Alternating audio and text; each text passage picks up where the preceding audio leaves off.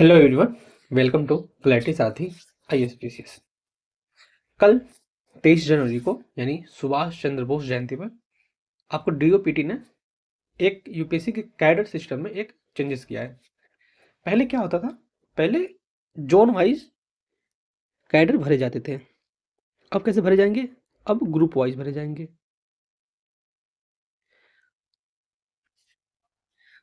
तो zone wise system क्या था और ग्रुप वाइज सिस्टम क्या है, इसमें हम डिफरेंस समझेंगे। तो पहले हम जोन वाइज में मान चलिए 1 2 3 4 5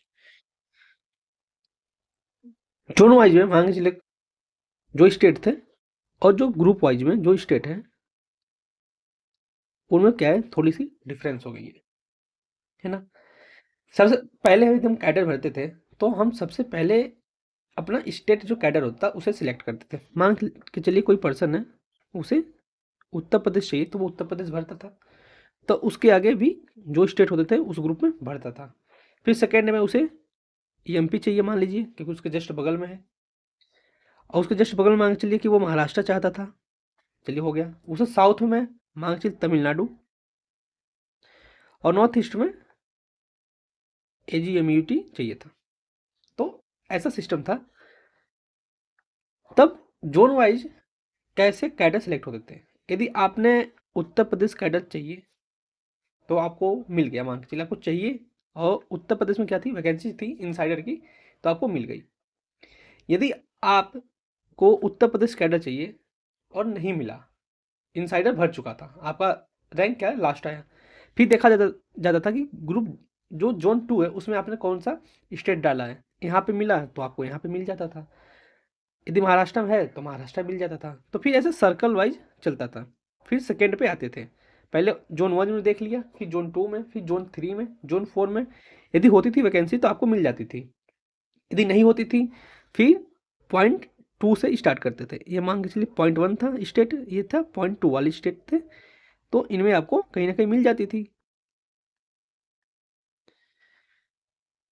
ये 3 तो फिर ये सर्कल हमने कर लिया, फिर ये वाले सर्कल से हम स्टार्ट करते थे। तो कहीं ना कहीं आपको वैकेंसी जो होती थी स्टेट में आपको मिल जाती थी। फिर ये अब जोन में आइए।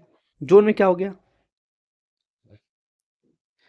ग्रुप में आइए। जोन तो मैंने बता दिया। अब देखिए जोन में देख लीजिए, जोन नहीं ग्रुप में देख लीजिए कि कौन कौन से ग्रुप 1 है, ग्रुप 2, ग्रुप 3, ग्रुप 4।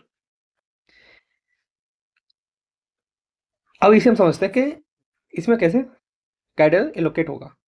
यदि मान के चलिए किसी पर्सन को बिहार चाहिए और उसका रैंक क्या आ गया, टॉप 1 आ गया, तो यहाँ पे उसे क्या मिल जाएगा, बिहार, क्योंकि वो पहले क्या भरा होगा ग्रुप 1 में, बिहार। यदि यहाँ पे ग्रुप 1 देख लेते हैं तो यदि ग्रुप 1 में उसने क्या भरा होगा, पहले बिहार मान लीजिए, फिर मान लीजिए आंध्र प्रदेश, फिर छत्तीसगढ़, फिर असम और मेघालय, और AGMUT उसने ऐसा भरा। तो और जो टॉप 1 का था उसे मान लीजिए कि बिहार आ गया, तो बिहार में इनसाइडर वैकेंसी थी, तो उसका इनसाइडर वैकेंसी एलोकेट हो गया। मान लीजिए इसे बिहार चाहिए, दूसरे को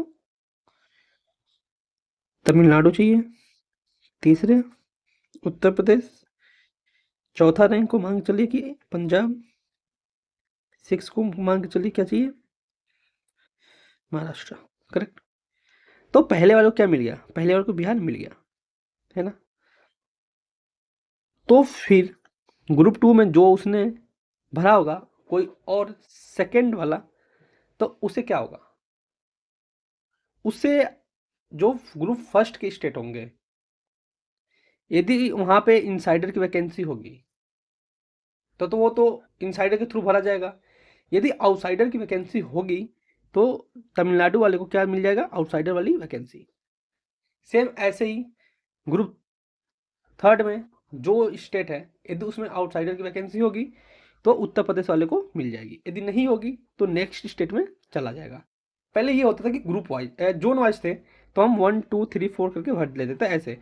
अब ये है कि पहले आपको आपका ग्रुप 1 में जितने भी वैकेंसी होगी वो भरी जाएगी, भले ही आपका कैडर यदि आपने कहीं पे भी स्टेट कैडर डाला है, आप कहीं के भी हो, तो सबसे पहले ये होगा कि ग्रुप 1 में जितनी वैकेंसी होगी, फिर वैसे ही ग्रुप 2 में जितनी वैकेंसी होगी वो भरी जाएगी, फिर ग्रुप 3 में जितनी वैकेंसी होगी वो भरी जाएगी, है ना।